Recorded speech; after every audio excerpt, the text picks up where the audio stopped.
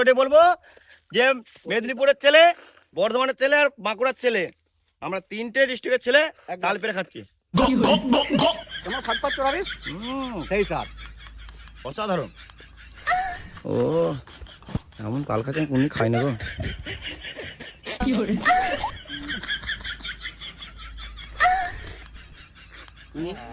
আমরা ছোটবেলায় এই তালগুলোকে আগে গাড়ি করে খেলেছি, মানে তালটা খাওয়ার পর গাড়ি করে খেলেছি।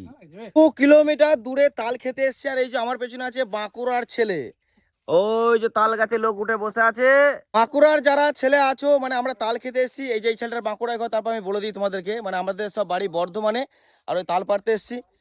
তো এই যে বাঁকুড়ার ছেলে আমাদের সঙ্গে প্রথম থেকে কাজ করে আমাদের কি বলছে জানো, বলছে তাল খেতে হয় 3:30 4টের পর, বিকেলবেলা ভাত ফাত খেয়ে দেবে। তোমরাই বলো এই ভর্তি পেটে যে ভাত ফাত খেয়ে দিয়েছে তাল গাছে উঠবো কিভাবে? আমরা কিন্তু পাট কাটতে পারি, এখনো বলছি আমরা গাছে উঠিনি। কি দিয়ে পারো? পাট কাটা।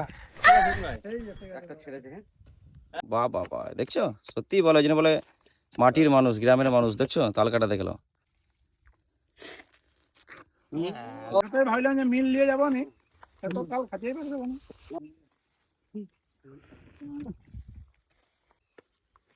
ও এমন তাল খাচ্ছেন কোন খাই না গো।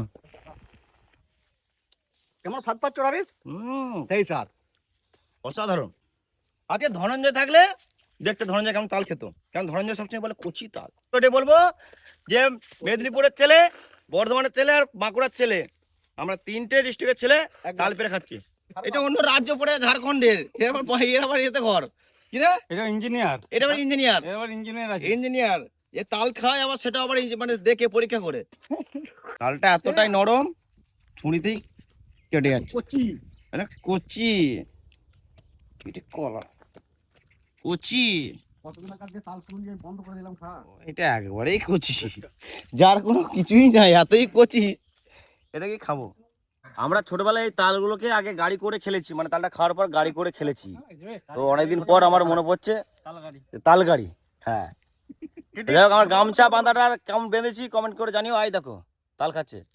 তো এই যে গাড়ি করে খেলাটা মনে পড়ে গেল, ছোটবেলার দিন মনে পড়ে গেল।